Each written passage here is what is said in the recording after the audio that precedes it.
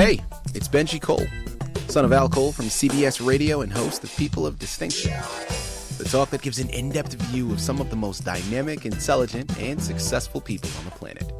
Run to our website, peopleofdistinction.org for more info, or you can always email me directly at benji@alcoleenterprises.com. And people on the line with us today, we have the impressive Sushila Patnaik. And we're going to be discussing her amazing book, Priceless Memories, a journey back in time with a leader worth following. Now, it's available for purchase through Amazon as well as barnesandnoble.com. And before we go any further, I want to take this opportunity and point out that Sushila was brought to our network, People of Distinction, today by one of the best advertising firms in the business. And people, if you follow us, well, you already know I'm talking about Author Reputation Press. So for my writers out there listening in, listen to me well.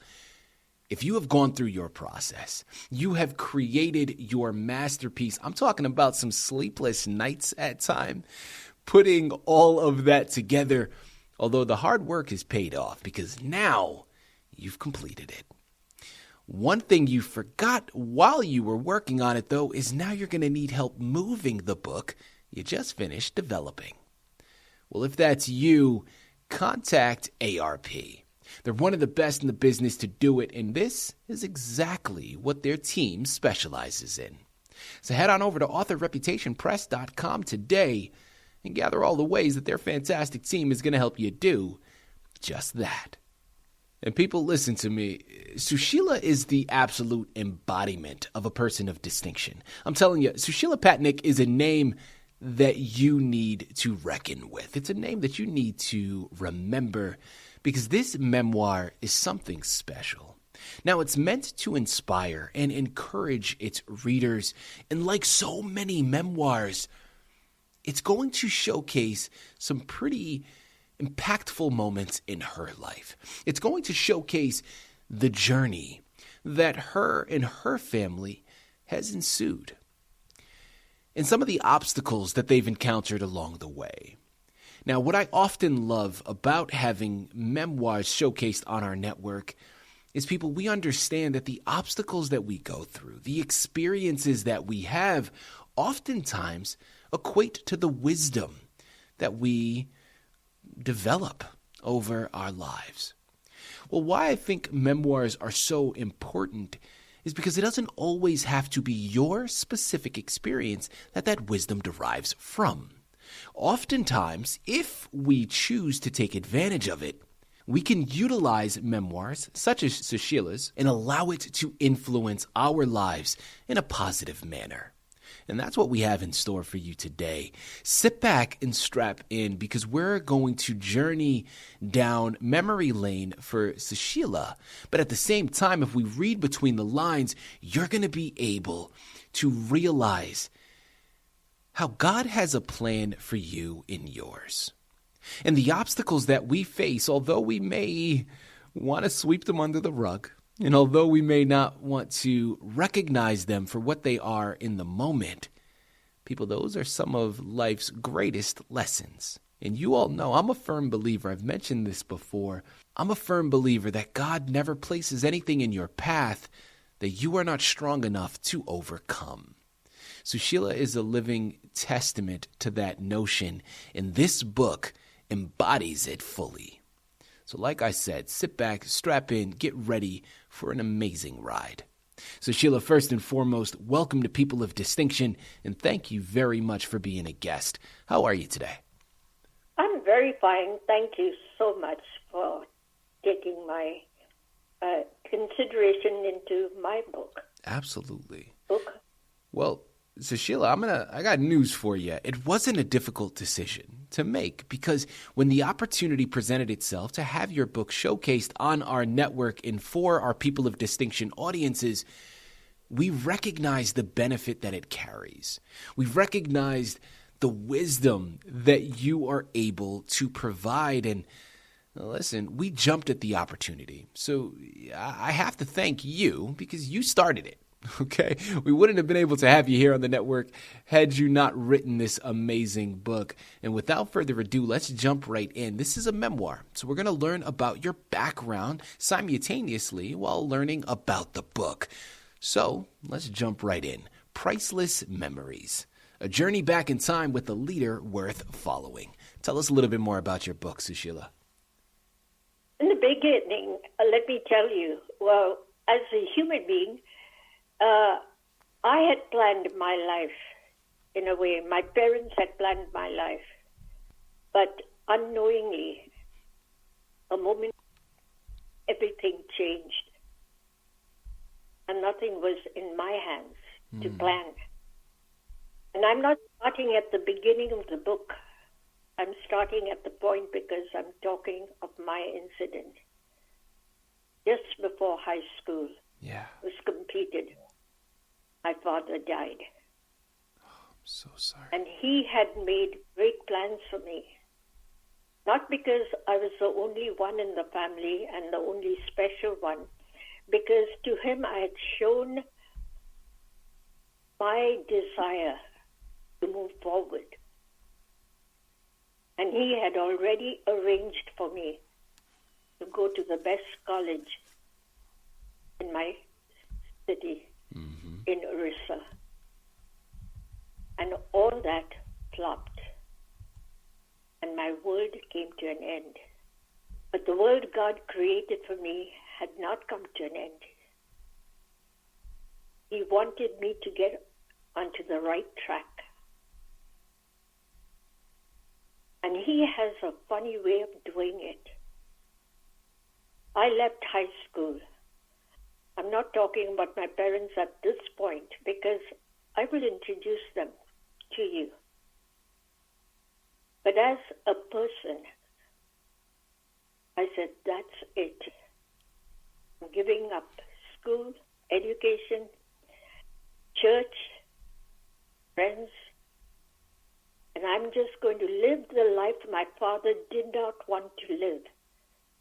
That's follow in the footsteps of my predecessors, because we came from a very poor family. Yeah. We came from a big country, not only a country. My parents came from the countryside, and where they were concerned, where the people were concerned, we did exactly what our parents did. Girls followed their mother's footsteps, and that was being a homemaker. And boys followed dad's footsteps, and he was what you call in our country, cook. But that was not God's plan. Mm-hmm. God's plan was something special for me and my siblings. And my parents, though they had no education, they had the greatest gift in life. And that was the presence of the Almighty God. They had the gift of prayer. The two of them prayed not only for themselves and their future, but the future of their 7 children. Wow. And the amazing part that I want to tell you about is it doesn't matter where you come from, who you are, what your education skills are, what you look like. These are things that the world looks for. Those are not the things that God looks for. God looks for you. He's got something special. And if you're sitting at a place thinking, what's my future? Look at me. I haven't paid my bills. This is hope for you. God is on your side. But the question is, do you have him in your life? He's not somebody who will force you to do anything. be somebody who's waiting to hear your call. And that's what my parents did. And every single desire of theirs was fulfilled for us. My brothers went to the best school in Calcutta. We were no longer in the village. He worked in Calcutta, which originally was the capital of India when the British people had been there. Yeah. But was moved to Delhi now. New Delhi is the capital because that is central and it is safer. Calcutta was near the Bay of Bengal. And all the people who came in easily came into India through the east and the west. We were on the east. And so they started with nothing. And today, all three brothers who are older, they've gone to be with the Lord. Wow. One had a doctorate, 2 masters and a doctorate. My younger sister, both of these brothers were in America. My younger brother had 2 masters and was the principal of the school, an assistant pastor of a church. My other brother was one of the best businessmen in Calcutta, and he supported a lot of institutions and church adventures, and he himself opened a school for the children of the street in the remote part of the city. The school was very small. That's not in my book. The school was so small. I went to visit that school when I went back.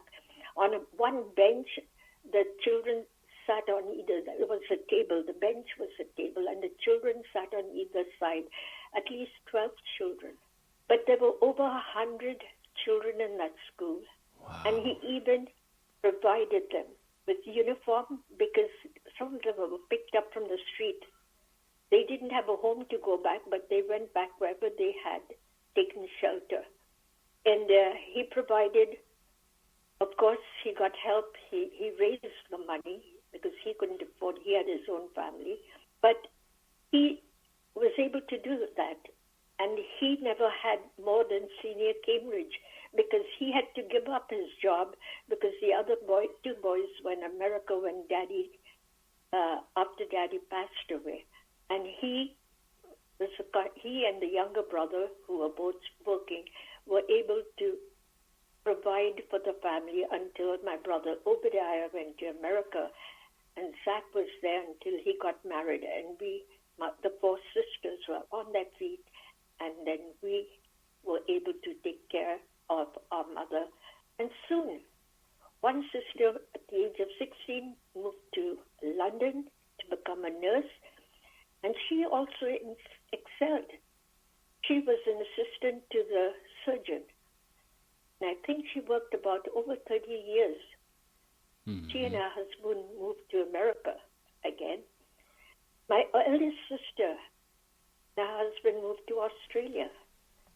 And none of us had easy lives because all of us started from scratch wherever we went. When I was 14, my dad died, as I said. And when I was, and my mom, this is the lady who was never educated. She had, I think it was 4th or 5th class, they called it in the village, in the countryside. Knew no English. She helped her parents at home. She was only 15. She married. She was 41 when Daddy died. She gave birth to my sister, eldest sister, who's the one younger than the 3 brothers, was born in the village, in the countryside. Because Dad was here in the city of Calcutta when the 1945, when the Second World War, before my sister was born in 45, so it was before that, Second World War was going on. And he had no communication with my mom. Everybody said, that's the end. Calcutta was getting a lot of action.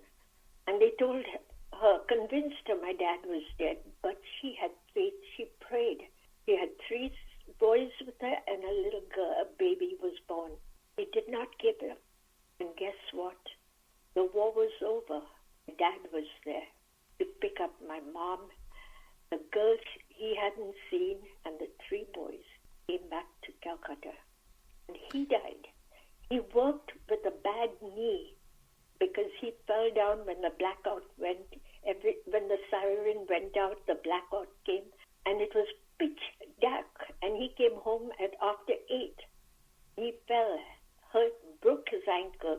But those days, when you worked at a job like that kind, you never got sick leave or you never got anything. The poor gentleman was on his feet working.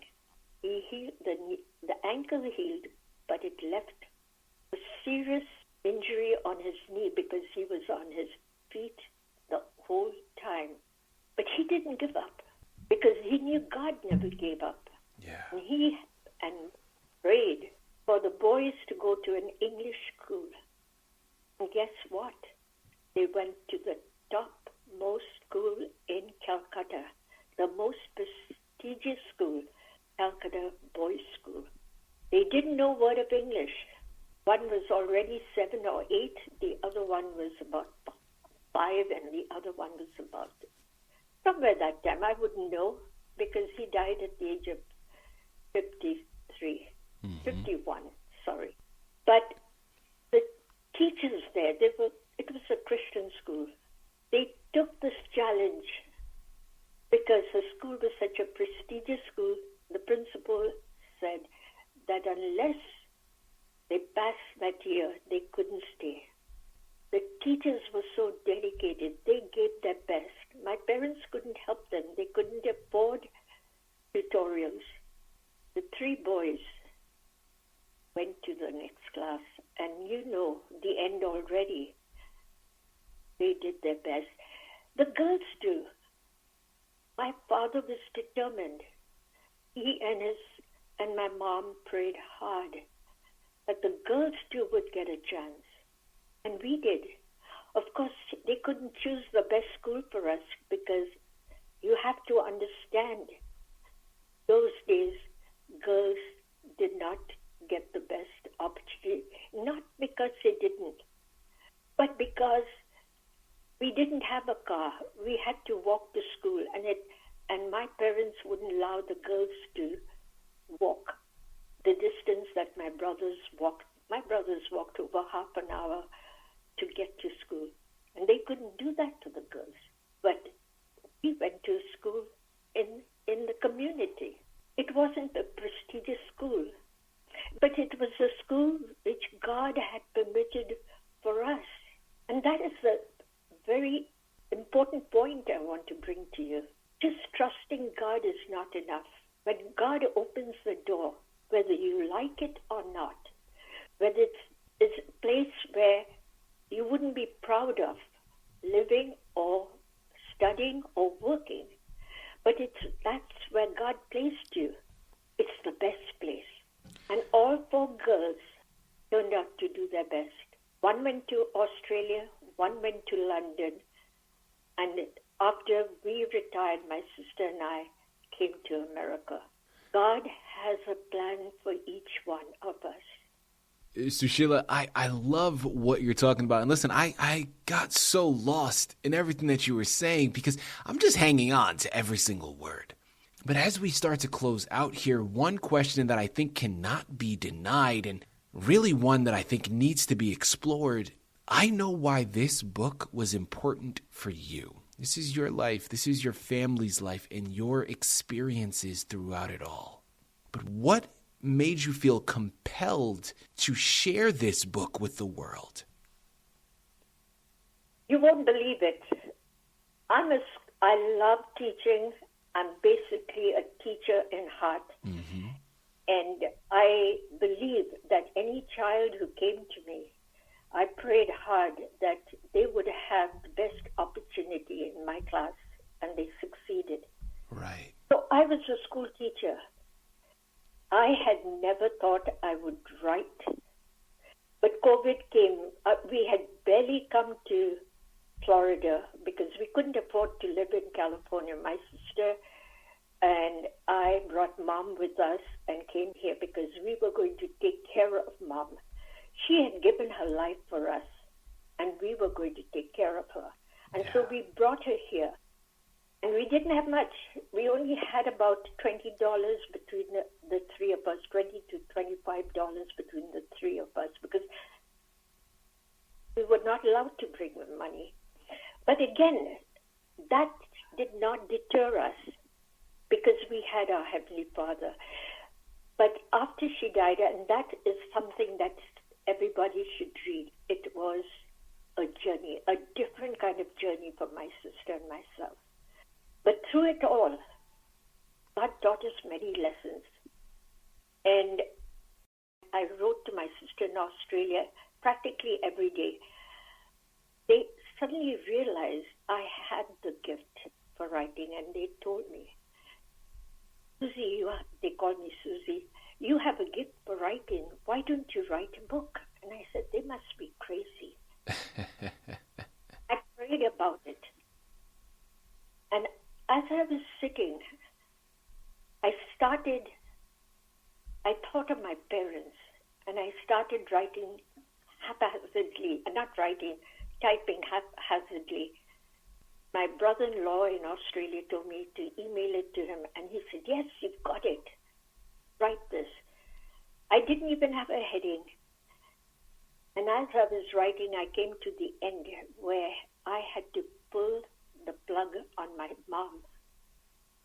Wow. That was the first time because I had signed all the papers for her in front of the doctor that she did not want any means of resuscitation or anything. So I had pulled the plug on it, and that was what had given me this massive headache, and my sugar had gone up. And I wept for the first time. And as I wept, I had peace of mind. People won't believe it, and you may not believe it. I haven't had blood sugar. I've never taken medicine, but I am cured. And my headache was gone. And I knew that this was the book that brought it through. I made my peace with my mom. I have never wasted a minute thinking, why did I do it? I'm glad because of what I went through. Book came into existence. That's the story, the whole. Learn through her journey.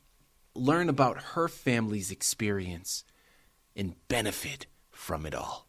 Listen, I'm going to say it for you again. We're here on the line with Sushila Patnaik. We just finished discussing her amazing memoir, Priceless Memories, a journey back in time with a leader worth following. Available for purchase through Amazon as well as barnesandnoble.com. Head on over there today, pick up your copies, and maximize the resource that this book truly is. Sushila, this has been a true pleasure, an absolute honor. Thank you once again for being a guest on People of Distinction. Thank you. I didn't plan to say all this. I prayed God would give me the words, and glory goes to Him.